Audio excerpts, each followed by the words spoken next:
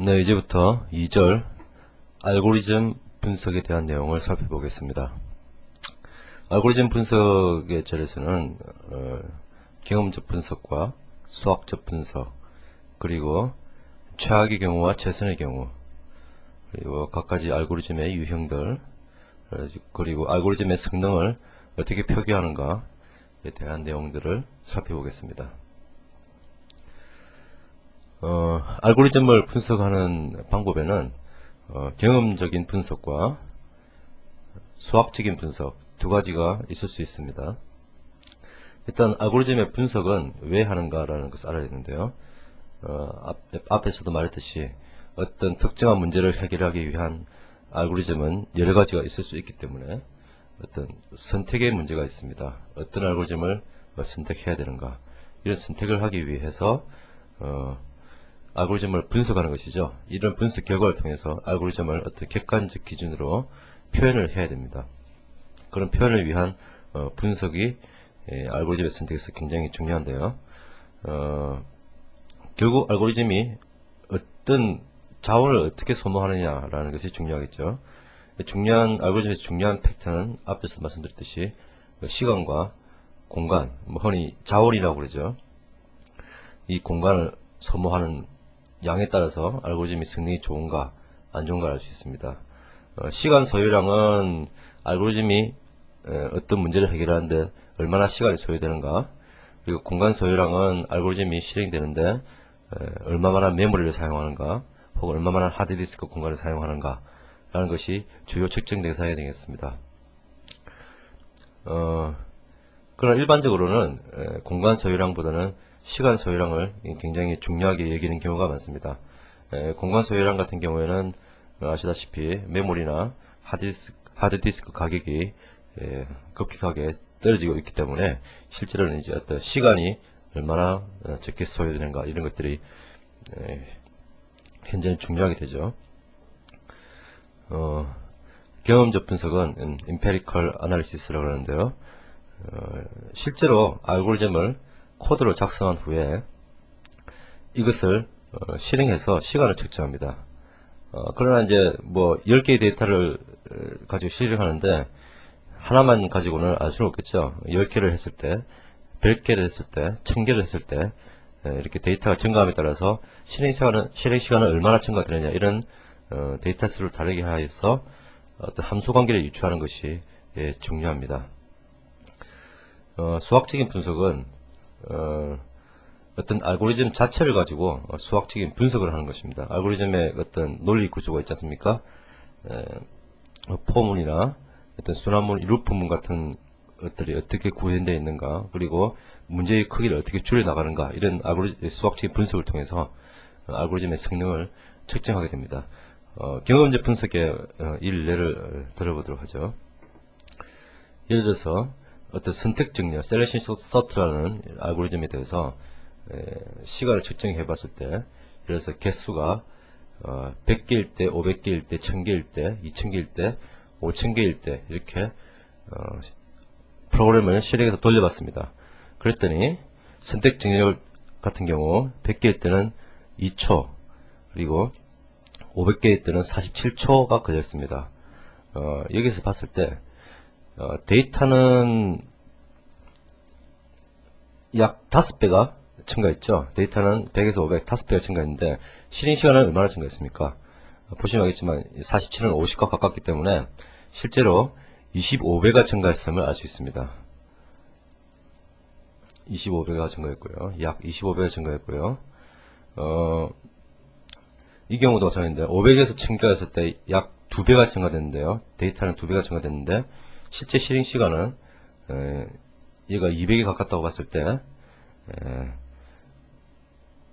4배 가량이 증가됐죠. 그리고 1000개에서 2000개 갔을 때는 데이터 수는 2배가 증가됐는데 실제 값은 8배에 가깝다 보고 역시 4배가 증가됐습니다. 이렇게 실제로 데이터를 돌려보면 근사치로 어떤 n에 대해서 n 좌성, n 제곱에 근사한 어떤 실행 시간을 가지고 있음을 알 수가 있습니다. 이렇게 실제 데이터를 가지고 경험적 분석을 할 수 있습니다. 다음으로요, 최악의 경우와 최선의 경우 라는 것이 있는데요. 알고리즘에 주어지는 문제, 그러니까 데이터의 어떤 배치나 뭐 이런 상황에 따라서 알고리즘이 굉장히 빨리 실행될 수도 있고 굉장히 시간이 많이 걸릴 수도 있습니다. 예를 들어보죠. 예를 들어서 이제 순서대로 정렬하는 소팅 문제에서 주어진 데이터가 이미 소팅이 되어 있는 데이터를 다시 소팅 알고리즘에 넣었을 때, 이때는 거의 뭐 비교만 할 뿐 실제 교환은 일어나지 않겠죠. 이럴 경우에는 가장 실행 시간이 빠르게 되고, 예를 들어서 데이터가 역선으로 배열되어 있다. 나는 이제 1, 2, 3, 4, 5, 6, 7, 8 이런 순서로 정렬하고 싶은데 데이터는 19, 87, 65, 43, 21 이렇게 거꾸로 주어졌을 경우는 비교와 교환이 아주 많이 일어나게 됐죠. 그래서 가장 최악의 경우가 됩니다. 이렇게 최악의 경우는 가장 많은 시간과 자원을 필요로 하는 경우를 의미하고요. 최선의 경우는 가장 적은 시간과 자원만이 요구되는 경우를 의미합니다. 또한 이 둘의 중간으로 평균적 경우라는 게 존재하는데요. 평균적 경우는 어떤 좀 개념이 모호하지만 자료가 이렇게 랜덤하게 섞여 있느냐, 혹은 실제 상황에서 가장 빈번하게 들어오는 데이터, 예를 들어서 인터넷에서 회원가입을 받는 이런 사이트 같은 경우 대부분의 인터넷 사용자들이 20대, 30대이기 때문에 20대, 30대에 관한 데이터가 가장 많겠죠. 이런 어떤 데이터의 가중치를 고려한 평균적인 경우와 그냥 랜덤하게 뭐 10대든 20대든 30대든 40대든 50대든 동일한 분포로 들어온다라고 가정하고 평균적인 경우를 상정할 수도 있습니다. 이렇게 개념이 모호하지만 평균적 경우는 실제 상황과 굉장히 유사하다는 의미에서 중요한 판단 기준이 됩니다. 그러나 어떤 알고리즘의 성능이 표현하는 데 있어서는 최악의 경우가 가장 효용이 있습니다. 왜냐하면 최악의 경우 이 정도 시간이 걸린다라는 기준을 내놓으면 적어도 실제 상황에서 이런 최악의 경우 이상의 자원 소모는 일어나지 않기 때문에 어떤 어퍼 바운드를 설정하는 그런 의미가 있죠. 앞에서 경험적 알고리즘 분석 예를 들었고, 이제 수학적으로 알고리즘을 어떻게 분석하는지 어떤 예를 보도록 하겠습니다. 이런 왼쪽에 있는 이런 알고리즘, 뭐 소스로 표현했습니다만은 알고리즘이 있다고 보죠. 자세히 한번 볼까요? 어떤 알고리즘은 배열 A를 받고 어떤 이 배열의 개수 N을 받습니다. 그리고 IJ라는 변수를 선언한 뒤에 루프를 두게 되죠. 포문은 이제 I는 0부터 N-1까지, 즉 N번을 돌게 되죠. N번을 요 부분을 루프로 돌게 되고요. J는 I까지 루프를 돌게 되고 요 부분을 루프를 돌게 됩니다. 이런 루프는 자세히 살펴보면 I가 0일 때는 처음에 0이 되겠죠. 0일 때는 J는 0보다 작을 때까지 돌기 때문에 이 부분은 실행이 되지 않고, I가 1일 때는 이 부분은 J가 1보다 작을 때이기 때문에 한 번 실행이 되고, I가 2일 때는 두 번 실행되고, I가 3일 때는 세 번 실행되고, 이렇게 밑에 안쪽 루프는 I의 값에 따라서 실행되는 횟수가 틀립니다. 그런데 포문 안쪽 요 부분, 요 코멘트 부분에 어떤 문장에 있어서 어떤 알고리즘 수행 부분에 있어서 C1의 시간이 걸리고 요 안쪽 부분에 어떤 C2의 시간이 걸린다라고 가정했을 때 어떤 타임 함수 자릿수 n에 대해서 시간이 얼마 걸린가라는 타임 함수를 계산해 보면 이렇게 됩니다. 아까 말씀드렸듯이 처음 i가 0일 때는 C1이 한번 실행되고 이 부분은 실행이 안 된다고 했습니다. 그래서 처음 루프에서는 C1만 시간이 걸리겠죠. 두 번째 루프에서는 이 부분은 실행되고 이 부분은 한 번이 실행되죠. 그래서 C1 더하기 C2의 시간이 걸리고, 그리고 세 번째 루프에서는 세 번째 i가 2일 때는 이 부분은 역시 또 한 번 실행되지만 이 안쪽에서는 두 번 루프를 돌게 되죠. 그래서 C1과 C2의 곱하기 2라는 시간이 걸리게 됩니다. 이런 식으로 그 다음 루프에서는 C2 곱하기 3 이런 식으로 계속 가서 결국 끝에 가서는 i가 n-1까지 여기서 이 조건에 의해서 n-1까지 루프를 돌기 때문에 C2는 n-1번 곱한 만큼의 실행이 되고, 결국 C1이 또 상수만큼 실행이 되죠. 결국 이제 이 항을 헤쳐 모아서 C1의 개수를 살펴보면 C1은 m개가 되고요. 그래서 C1 곱하기 n의 실행 횟수를 갖고, C2는 C2 항을 다 모아보면 여기서는 없죠. 1, 2, 3, 그 다음에 4 이런 식으로 가서 1, 2, 3, 4 쭉 더해서 n-1까지 더한 결과를 곱하게 됩니다. 이 두 번째 항을 계속 보면, 이 두 번째 항은 어떤 옛날에 고등학교 때 배웠던 수열에 해당되는 거죠. 수열에서 시그마 k는 1부터 n까지의 k의 이런 합은 아시겠지만 2분의 n 더하기 1 이런 공식이 있습니다. 이런 공식에 의하면 1부터 n-1번까지 도는 것이기 때문에 n 대신 n-1을 집어넣으면 n-1 곱하기 n 나누기 2가 되겠죠. 이 부분에 이제 정리해보면 결국 C2 0.5 곱하기 C2 곱하기 n 좌성, 그리고 C1 0.5 곱하기 C2 곱하기 n, 이런 이차함수가 만들어지게 됩니다. 이런 식으로 알고리즘의 어떤 로직을 봐서 어떤 실행 시간을 n에 대한 함수로 표현할 수 있는 것이죠. 아까 그 경험적 분석과 비교해봐도 크게 결과가 다르지 않음을 알 수 있습니다. 알고리즘의 어떤 유형을 보도록 하겠습니다. 알고리즘의 성능을 표현하는 데 있어서 여러 가지 이제 유형이 있는데요. 일단 보통 1이라고 표현하는데요. 어떤 상수의 시간이 걸리는 유형이 있습니다. 예를 들어서 입력 자료 수와 관계없이 일정한 시간이 걸린다. 예를 들어서 이 알고리즘은 10개가 들어오든 100개가 들어오든 1000개의 데이터가 들어오든 동일한 시간이 걸리는 알고리즘이 있습니다. 이런 알고리즘은 보통 상수 알고리즘이라고 그러죠. 예를 들어서 어떤 나중에 배우겠습니다만 해시 검색 알고리즘이 이런 상수 알고리즘에 속하고요. 로그 n의 시간이 걸리는 어떤 알고리즘이 있는데, 이런 것들은 주로 이제 디바이드 앤 컨커 방법을 사용하는 알고리즘입니다. 디바이드 앤 컨커는 말 그대로 문제를 분할하고 그 분할된 문제를 정복하는, 해결하는 이런 방법을 사용하는데요. 이런 문제들을 거의 이제 2등분, 계속 2등분해서 문제를 줄여나가는 방식을 사용하기 때문에 로그 n이라는 실행 시간을 가집니다. 대표적인 이런 알고리즘으로 검색에서 나오는 이진 검색이나 이진 트리 검색, 이런 것들이 해당되고요. n의 실행 시간을 가지는 것이 있는데, 주로 이제 스캔 방법을 사용하는 겁니다. 이런 것들은 뭐냐면, 자료가 100개 들어왔을 때 100초 걸렸다면 1000개 들어왔을 때는 1000초 걸린다는 것이죠. 그래서 이런 알고리즘들은 주로 자료를 쭉 스캔해서 어떤 검사를 하는 이런 알고리즘 같은 것들이 대부분 해당됩니다.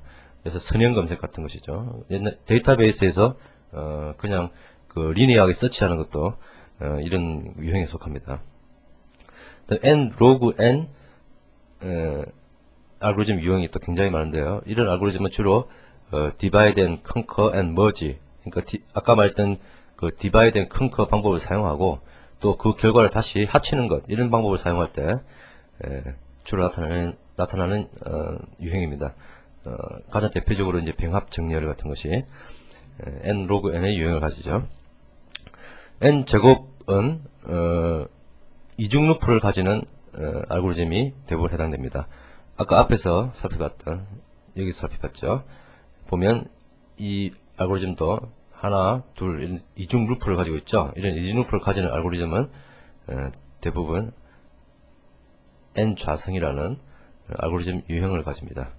n 삼성은 비슷하겠죠. 어떤 삼중 루프를 가지는 알고리즘. 예를 들어서 이제 행렬의 곱셈 같은 알고리즘이 이런 n 삼성 알고리즘을 가지게 됩니다. 뭐 이런 것들을 그래프를 그려보면 상수 알고리즘은 이렇게 쭉 상수가 되고 자료수에 따라서 실행 시간이 변하지가 않죠.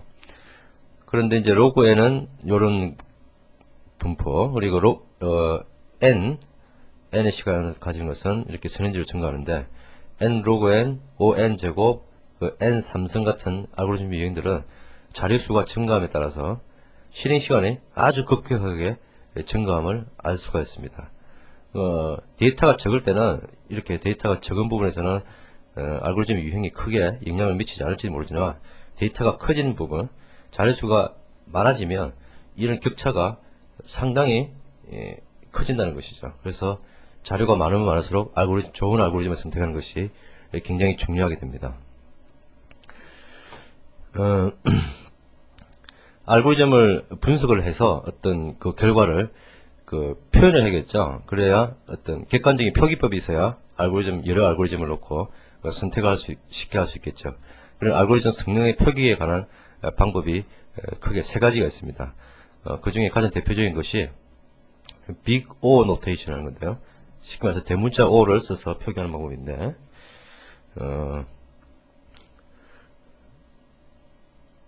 빅 O 표기법은 수학적으로 정의를 내려보면 어떤 실행함수 함수 tn이 n0보다 큰 n에 대해서 항상 c0fn보다 작거나 같은 c0와 n0가 존재한다면 tn은 ofn이라고 한다. 말이 굉장히 복잡하죠? 좀 간단하게 얘기해보면 n0보다 큰 n에 대해 모든 n에 대해서 tn이 c0fn이 만족하면 tn을 ofn이라고 한다는 것이죠. 여전히 복잡하죠. 예를 들어보죠. 아까 문제도 마찬가지입니다만은 예를 들어서 tn이 3n 자성 더하기 1 이런 함수였다고 보죠. 이런 함수는 on 제곱으로 표시할 수 있는데요. 왜냐? 예를 들어서 n이 1보다 큰 모든 n에 대해서 tn은 4n 제곱보다 작죠. 예를 들어서 n이 1이라면 tn은 1을 대입하면 4가 되죠. 그런데 4n 제곱도 4죠. n이 2를 넣으면 tn은 2를 넣으면 얼마 되죠? 13이 되죠. 그런데 이 4n 자성의 값을 넣으면 2를 넣으면 16이 됩니다. 이런 식으로 n에 3을 넣어도 4를 넣어도 5를 넣어도 계속해서 이 tn은 4n 제곱보다 작죠. 이런 만족하는 1이 존재하죠. 이 1이 여기서 말하는 c0죠. n0죠. 어떤 n0보다 큰 n, 그러니까 1보다 큰 n에 대해서 tn이 c0fn보다 작은 tn이 c0는 여기서 뭐가 되죠? 4가 됩니다. 작은 fn, n 좌성이 존재하죠. 그래서 이것을 ofn이라고 tn ofn이라고 한다고 그랬으니까 이 시간함수는 on 제곱으로 나타낼 수 있다는 것이죠. 물론 뭐 이렇게 엄격하게 적용하지 않아도 뭐 n이 100보다 큰 모든 n에 대해서 tn은 100n 제곱보다 작다 이렇게 크게 바운드를 잡아도 관계는 없습니다. 어쨌든 이것의 정확한 의미는 이런 겁니다.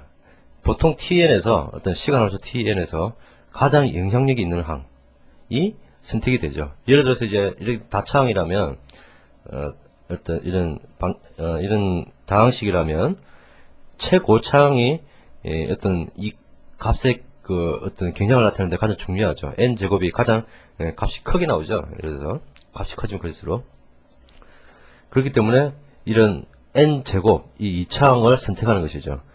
예를 들어서 아까 앞에서 봤던 이런 시간함수를 볼까요? 이런 시간함수에는 n 좌성 행도 있고 요런 게 있고 요 부분에 n 항도 있는데요.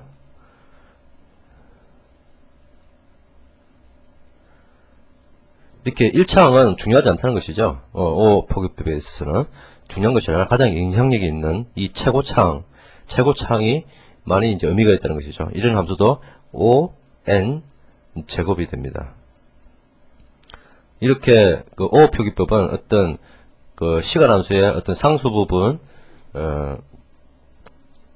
또 영향이 작은 마이너 텀들 이런 것들을 다 제거하고 가장 중요한 어떤 시간과 데이터 수와 시간의 어떤 함수 관계에서 가장 중요한 최고차항만을 뽑아서 표기하는 것이란 것이죠. 비슷한 표기법으로 오메가 표기법과 세타 표기법도 있을 수 있습니다.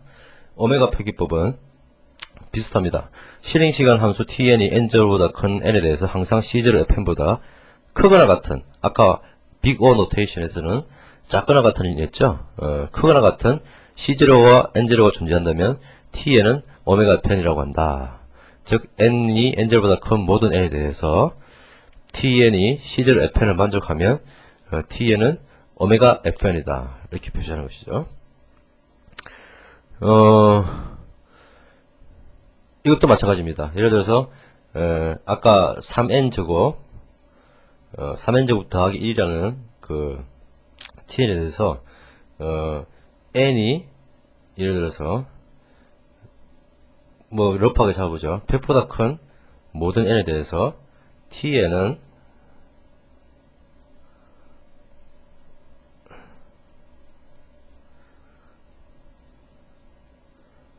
n제곱보다 크겠죠. 예를 들어서 뭐 100이라면 n제곱은 만이라는 값이 되겠지만 t에는 벌써 301이라는 값이 되죠. 뭐 그 뒤에 값은 볼 것도 없습니다.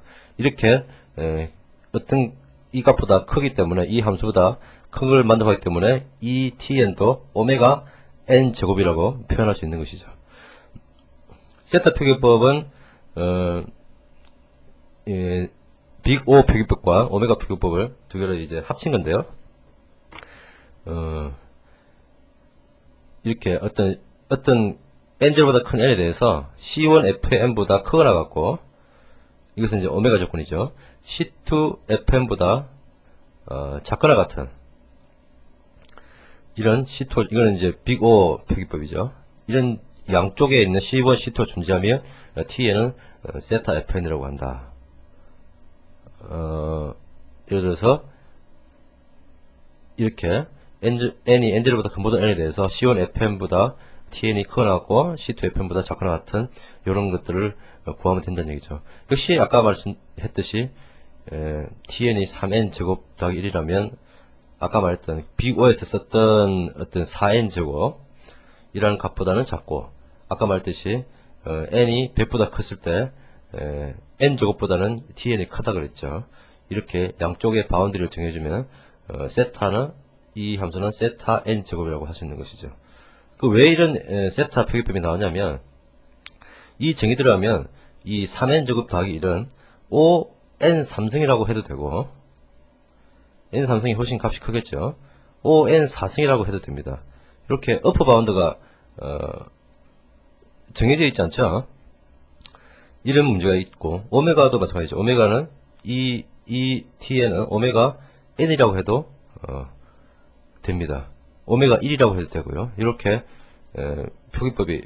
표기가 굉장히 혼란스러울 수 있기 때문에 세타를 쓰면, 세타는 이것은 어떤 로어 바운드와 어퍼 바운드를 양쪽을 다 정의하기 때문에 세타 n 제곱밖에 안 되죠. 이런 의미에서 세타 표기법이 중요하죠.